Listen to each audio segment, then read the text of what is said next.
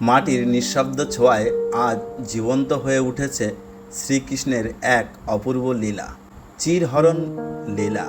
বৃন্দাবনের গোপীরা যমুনার পবিত্র জলে স্নান করতে এসেছিলেন।